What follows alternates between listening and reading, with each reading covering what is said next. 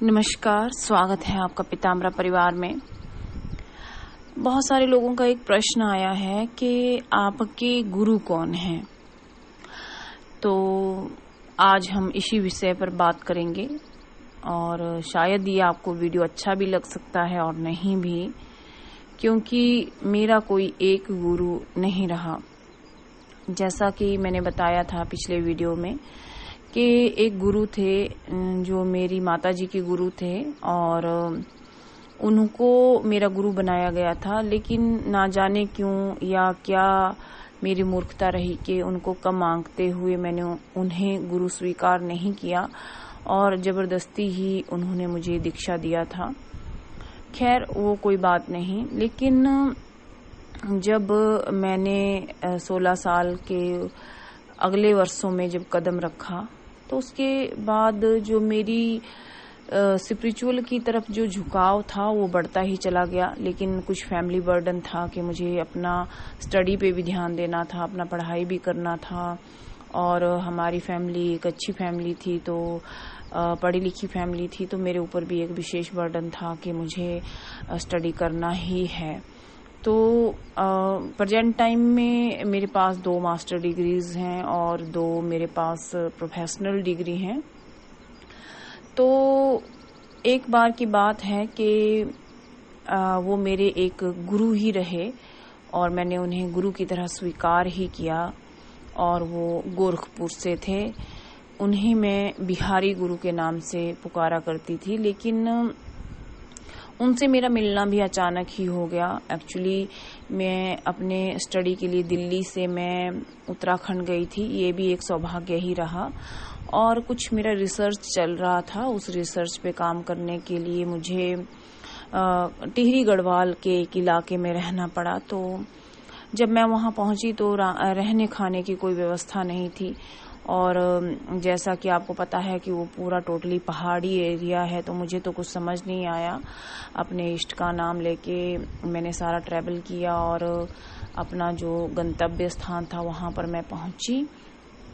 तो जैसे ही वहाँ पर मैं पहुँची तो समझ नहीं आ रहा था कि रहने खाने का क्या किया जाए, क्योंकि वहाँ कोई विशेष होटल भी नहीं है, बिल्कुल हिल एरिया है छोटा सा। तो मैंने सोचा कि अब रहने खाने का किस प्रकार से प्रबंध किया जाए। तो पता चला कि कोई एक पर्सन है और वो सारा अपना घर किराए पे कुछ लोगों को देते हैं, जो स्टूडेंट लोग रहते हैं उन्हीं को वो देते हैं और उनका बस वो पूरा का पूरा घर किराए पे है। तो ये आसपास पता करने पर पता चला, तो उनका पता किया गया तो वहाँ से करीबन 1.5-2 किलोमीटर की दूरी पे वो थे। तो उसमें कोई बस सुविधा नहीं थी, इस तरह से कोई विशेष सुविधा उस इलाके में उसमें नहीं थी। तो पैदल ही होकर के हम वहाँ पे पहुँचे। एक पक्का मकान बना हुआ था, करीबन उसमें ठीक से तो याद नहीं, लेकिन एक गैलरी थी लंबी सी और 5-6 उसमें कमरे थे और कुछ कमरे उन्होंने किराए पे दे दिए थे, लेकिन 2-3 कमरे उनके खाली थे। तो मैंने एक रूम वहाँ पे किराए पे लिया, क्योंकि मुझे वहाँ महीना 1.5 महीना करीबन मुझे वहाँ पे रहना था। तो वहाँ पे मैंने रहना शुरू किया। तभी जब मैं उस कमरे में थोड़ा विश्राम कर रही थी, तभी अचानक से सामने वाला जो कमरा है उसका दरवाजा खुला और मैंने देखा कि एक मेरी उम्र की एक लेडी थी। तो वो काफ़ी हेल्दी थी। तो उन्होंने कमरे का ताला खोला सामने वाले कमरे का और उन्होंने अपना सामान रखा। तो आई थिंक वो पहले से, मतलब मेरे पहुंचने से करीबन 2 दिन पहले से वो वहाँ पे रह रही थी। तो मैंने उनकी तरफ देखा, तो मैं अपने रूम पे बैठी हुई थी, तो उनके साथ एक काफ़ी बुजुर्ग आदमी थे और उनका नाम तिवारी जी था, पूरा नाम।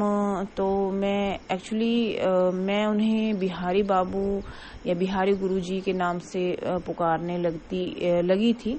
वो भी प्रेम बस हुआ यूं कि वो एक्चुअली अपनी बेटी के साथ आए थे, क्योंकि वो भी किसी रिसर्च को लेकर के वहाँ आई थी। तो वो भी हमारा सेम जैसा ही रिसर्च था, स्टडी सेम ही थी। तो वो एक्चुअली उस कमरे में रुके थे, मैं इस कमरे में रुकी थी। तो शाम जब हुई तो एक्चुअली मेरे पास खाने पीने का कोई प्रबंध नहीं था, राम भरोसे बिल्कुल सारा था। तो मैंने पता किया कि पास में एक बहुत छोटा सा रेस्टोरेंट है और वो वहाँ पर पेइंग सिस्टम के हिसाब से खाने के लिए देंगे। तो वहाँ पे साफ सफाई का कुछ उतना अच्छा वो ख्याल नहीं था। तो मुझे थोड़ी चिंता हो रही थी। तो मैंने सोचा कि यहाँ से फिर से मुझे 1-1.5 किलोमीटर जाना पड़ेगा और कैसे खाने का प्रबंध होगा। तभी वो तिवारी जी या गुरु जी या जो भी आप उनको कह लीजिए, वो बाहर निकल कर आए। एक साधारण व्यक्ति की तरह वो लग रहे थे, लेकिन उनकी वेशभूषा थोड़ी अलग थी। जो उनका मतलब उसमें जो उनकी एज चल रही थी, आई थिंक वो 70 या 65 के करीब थी। अबव 60 तो शायद वो थे ही। तो उन्होंने पूछा कि बेटा आप यहाँ अकेले रहने आए हैं? तो मैंने कहा जी हाँ। तो उन्होंने कहा कि ये मेरी बेटी है, इसका नाम ये है। उन्होंने उनका नाम बताया। मैंने कहा अच्छा, तो आप भी कोई रिसर्च लेकर के यहाँ आए हैं? तो उनकी बेटी ने कहा कि हाँ। उन्होंने मेरा नाम पूछा, मैंने उनका पूछा, ऐसे थोड़ा सा इंट्रोडक्शन हुआ। तो उन्होंने कहा कि अभी आप शाम को कहाँ जा रहे हैं? मतलब मुझे तैयार होके थोड़ा निकलना था, उस होटल में खाने पीने का कुछ प्रबंध करना था, पूछना था उनको कैसे क्या हिसाब है। तो मैंने कहा कि एक्चुअली मेरे पास कुकिंग का कोई सामान नहीं है, कोई मटेरियल नहीं है, और मुझे यहाँ होटल में मुझे 1-1.5 महीना करीबन यहाँ रहना है।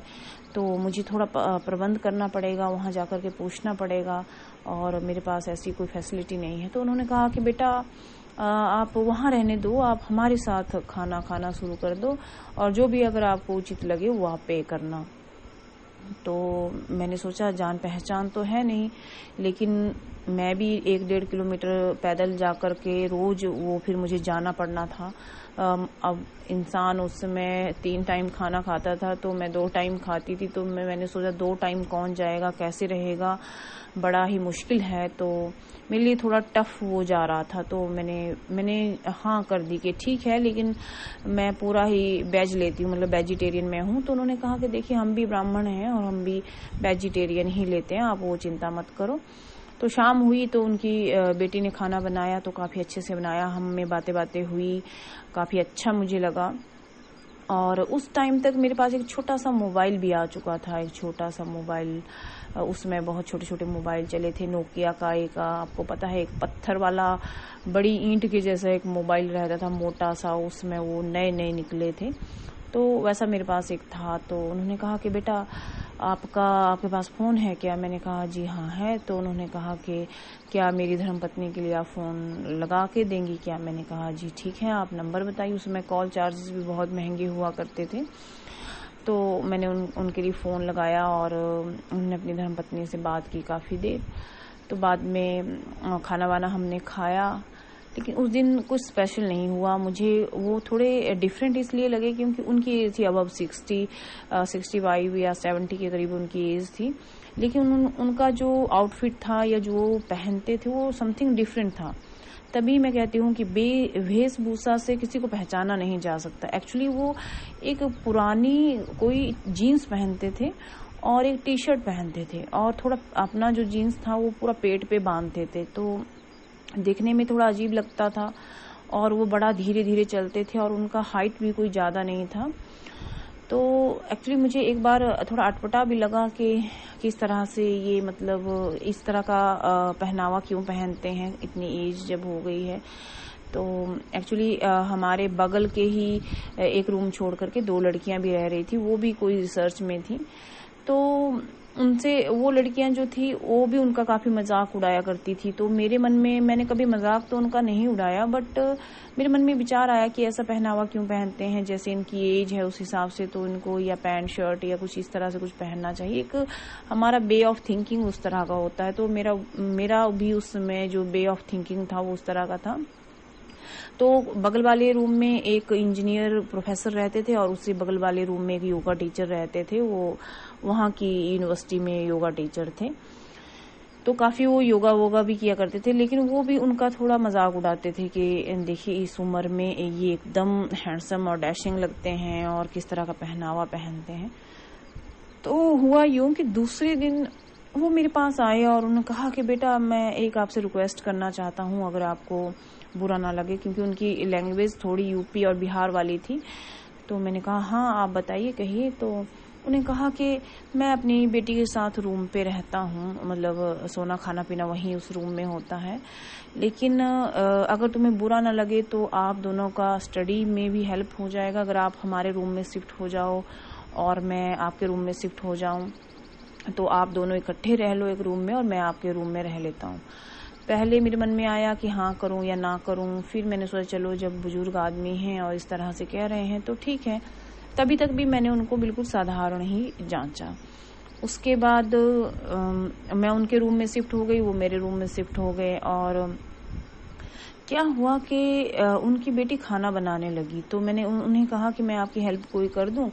तो उन्होंने कहा कि नहीं मैं पका लूंगी, 3 लोगों का ही तो खाना पकाना है, आप थोड़ा स्टडी कर लो या कुछ कोई और काम है कोई तो वो कर लो।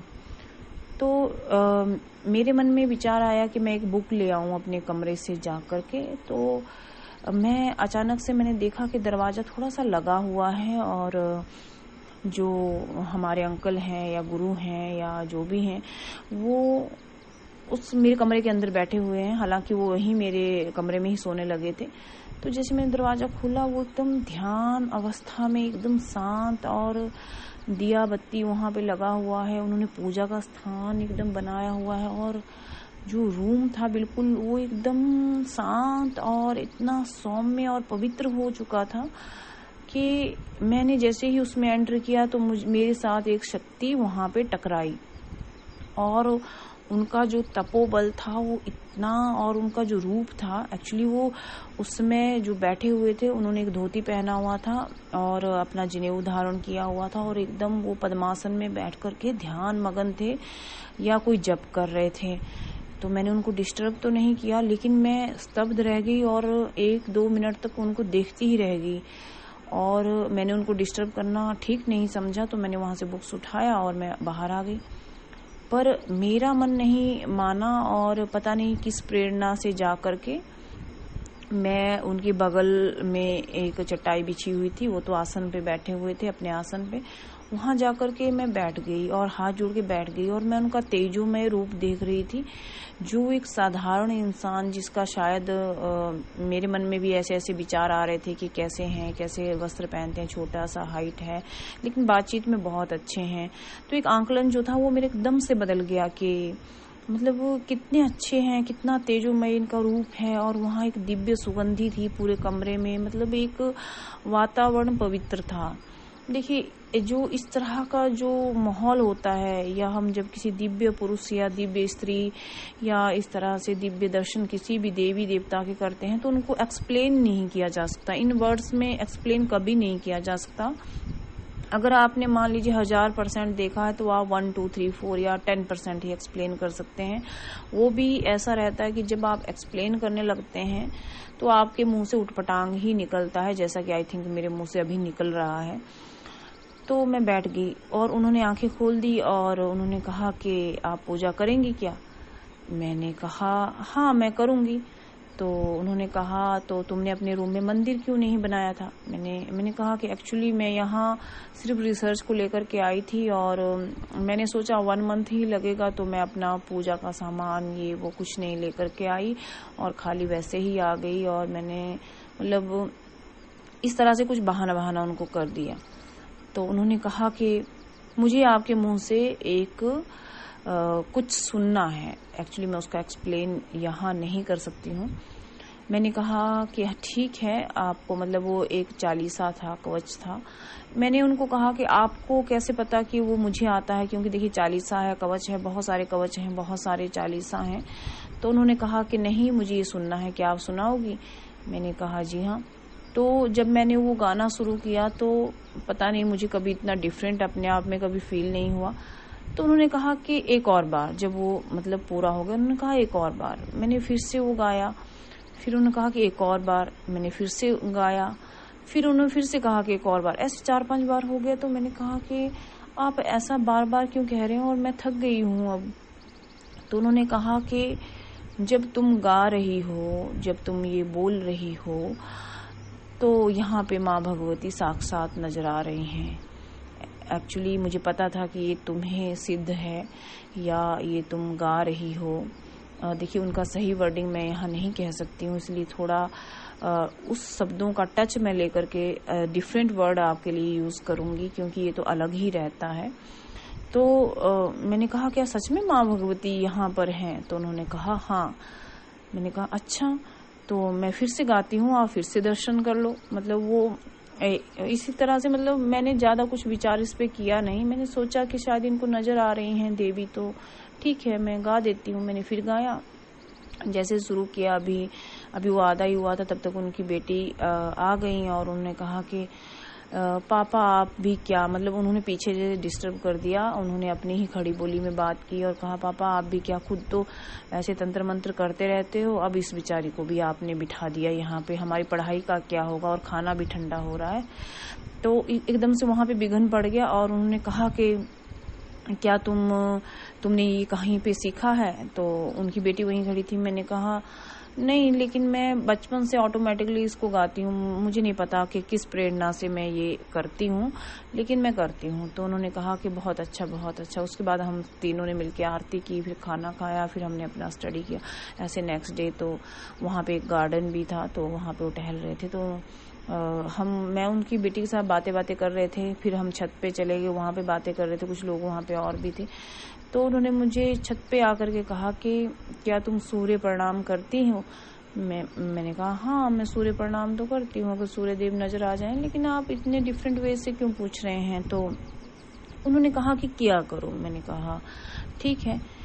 फिर तब उनके पास दुर्गा सप्तशती की एक बुक थी, वो कौन सा दिन था I don't know, but book थी, तो उसमें से वो कुछ पाठ कर रहे थे। तो मैंने कहा क्या ये जो आप पाठ कर रहे हैं क्या आप मुझे सिखा सकते हैं?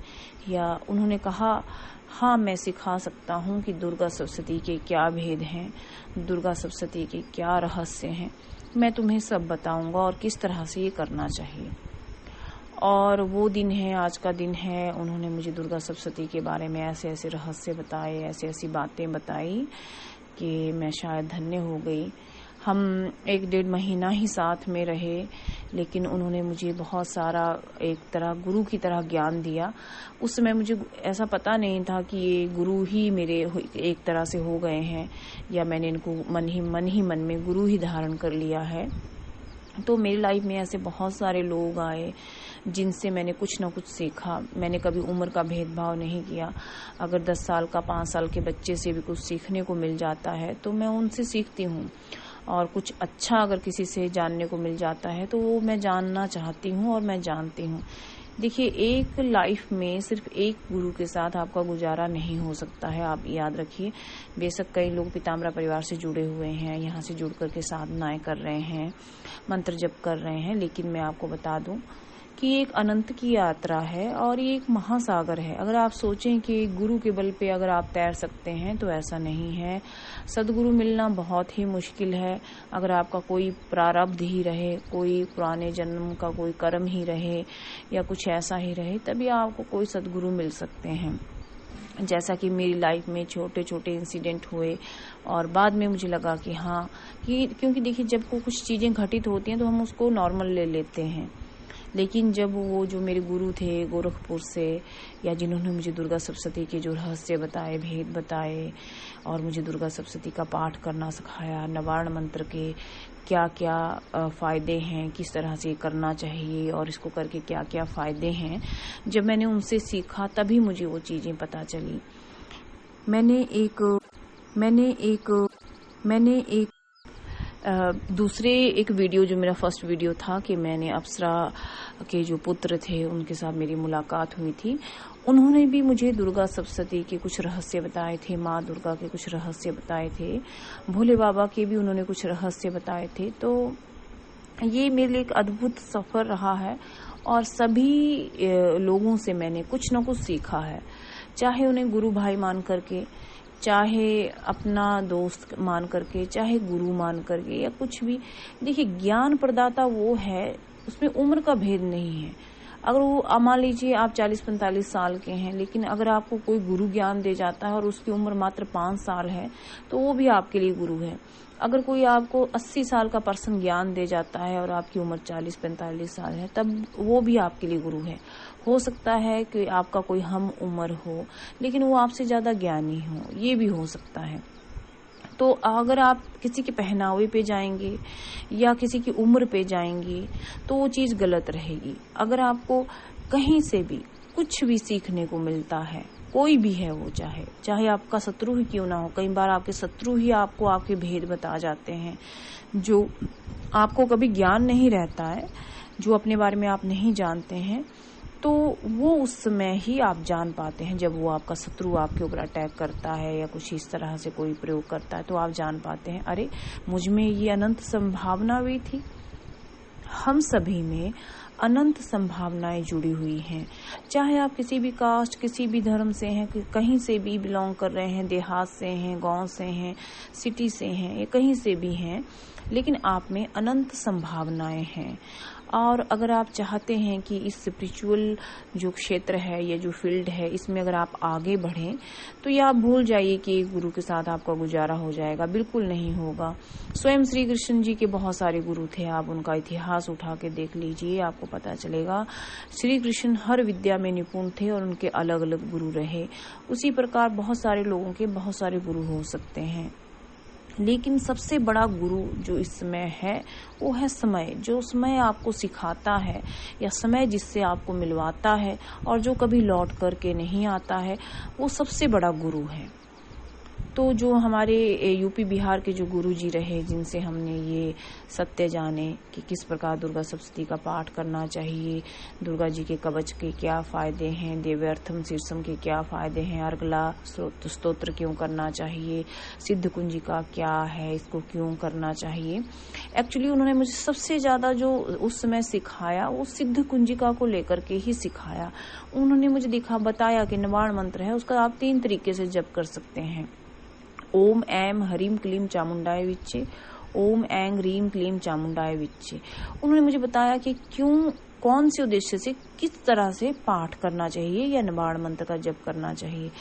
कुछ लोग कहते हैं कि नहीं, जो निवाण मंत्र है उसमें ओम ऐम हरीम क्लीम चामुंडाय विच्चे नहीं है, इसको सिर्फ इस तरह से बोल सकते हैं कि ओम ऐंग रीम क्लीम चामुंडाय विच्चे, इस तरह से बोल सकते हैं। ऐसा नहीं है, इसके अलग अलग भेद हैं और इसका अलग अलग तरीका है। उसको आपका जो भी उद्देश्य रहेगा, किस उद्देश्य से कर रहे हैं, तो वो उद्देश्य उसके हिसाब से इसका उच्चारण थोड़ा डिफरेंट हो जाता है। और जो अप्सरा पुत्र थे, जो एक वीडियो मैंने पीछे डाला था कि अप्सरा पुत्र से मेरी मुलाकात हुई और अप्सरा से स्वयं मैंने कुछ भेद सीखे, कुछ बातें की, तो अप्सरा ने भी देखिए ऐसी ऐसी चीजें बताई हैं जो पब्लिकली नहीं बताई जा सकती हैं। लेकिन जो लोग हमारे साथ जुड़े हैं, पीताम्बरा परिवार के साथ जुड़े हैं और जो कुछ अच्छा कर रहे हैं, उनको वो भेद, वो रहस्य जरूर बताए जाएंगे। लेकिन क्वालिटी तो आप में होनी चाहिए। देखिए मैं नहीं चाहती, देखिए मेरा उम्र अभी कम ही है, एक चीज मैं आपको बता दूं, कोई ज्यादा इस पृथ्वी लोक पे मैं रहने वाली भी नहीं हूँ, बट जितना भी मेरी उम्र है, तो मैं सोचती हूँ कि जो मुझे ज्ञान है साधनाओं के अलावा, या जो रहस्य जो छुपे हुए हैं इस ब्रह्मांड के, जो रहस्य हैं, जो थोड़े बहुत मैंने जाने हैं, देखिए महासागर है, अगर एक बूंद भी मैंने जाना है तो मैं चाहती हूँ कि मेरे थ्रू वो आप तक जाए। वो जो चीजें मैंने रिसर्च की, ये इस क्षेत्र में आने के बाद जो मैंने पाया, मैं नहीं चाहती कि वो मेरे साथ ही चला जाए। क्योंकि देखिए वैसे भी हमारे धर्म के जो रहस्य हैं वो धीरे धीरे गायब हो रहे हैं, पाखंडी लोग ज्यादा हैं। लेकिन आप में क्वालिटी देख करके, अगर आप उस लायक हैं, देखिए दुर्गा सप्तशती में भी कहा गया है, सिद्ध कुंजिका में भी कहा गया है, बहुत सारे स्तोत्र में और बहुत सारे कवचों में ये चीज कही गई है, जो अपात्र है उसे कभी ना दें, जो पात्र है उसी को ही दें। अगर अपात्र को अगर आपने दे दिया तो वो अनर्थ कर बैठेगा, और पात्र अगर उससे रह गया तो आप अनर्थ कर बैठेंगे। तो जो भी मुझे पात्र मिलेगा मैं उसको वो ज्ञान जरूर दूंगी। एक कमेंट बॉक्स में कमेंट आया था कि आप जब पूरा नहीं बताती हैं, खुल के नहीं बताती हैं, तो आप फिर इसके बारे में बताना छोड़ दीजिए। देखिए वीडियो देखने वाला कोई भी हो सकता है, पात्र भी हो सकता है, अपात्र भी हो सकता है, सुपात्र भी हो सकता है। तो सुनने वाले वो रहस्य भी जान जाएंगे और कुबुद्धि उसका गलत उपयोग भी कर सकते हैं। तो इसलिए जो हम, जैसे हमारे साथ जो बातें घटित हुई या जो भी चीजें घटित हुई, तो उसमें हम आपको बताते जो जरूर हैं, लेकिन एक तो उसको एक्सप्लेन करना मुश्किल है। क्योंकि मान लीजिए हम किसी के स्वरूप का एक्सप्लेन करने चलेंगे तो वो डिफरेंट ही आप उससे एक्सप्लेन कर पाएंगे। क्योंकि मान लीजिए एक पर्सन ने कमेंट किया था कि माँ बगलामुखी का स्वरूप कैसा है। माँ बगलामुखी का स्वरूप ऐसा है कि 1 करोड़ सूर्य हैं और उस सूर्य के सामने हम मात्र एक छोटा सा दिया है। मान लीजिए 1 करोड़ दिए हैं, 1 करोड़ सूरज हैं और उन 1 करोड़ सूरजों की रोशनी है या सूर्य देव की रोशनी है जो 1 करोड़ है, और हम उनके सामने एक दिया है। तो एक दिए से, मात्र एक छोटे से दिए से आप कैसे उस 1 करोड़ सूर्य के समान उस प्रताप को, उस आवरण को, उस ऊर्जा को, उस दिव्य शक्ति को समझ पाएंगे। अगर हम एक्सप्लेन करने भी बैठें तो मात्र 1%, 2%, 3%, बाकी हम 1000% कभी एक्सप्लेन नहीं कर पाएंगे। ना ही हम एक्सप्लेन कर पाएंगे और ना ही आपको समझ आ जाएगा। प्रॉब्लम तो वहां है कि मान लीजिए हम कोशिश भी करें तो आपको डाइजेस्ट नहीं हो पाएगा। क्यों नहीं हो पाएगा? क्योंकि सभी लोग पात्र नहीं हैं, सभी के दिमाग में ये बातें नहीं जाती हैं। कुछ लोग कमेंट भी कर देते हैं कि आप बताओ तो पूरा बताओ। तो पात्र भी तो सामने वाला होना चाहिए। कई लोग तो वीडियो मात्र एंजॉय के लिए सुनते हैं कि हाँ ये अच्छी स्टोरी है, सुनना चाहिए, बट वो स्टोरी नहीं है, वो रियल स्टोरी है। और जब आप लोगों को ठीक से समझ ही नहीं बैठेगी तो उसको बता के भी कोई फायदा नहीं।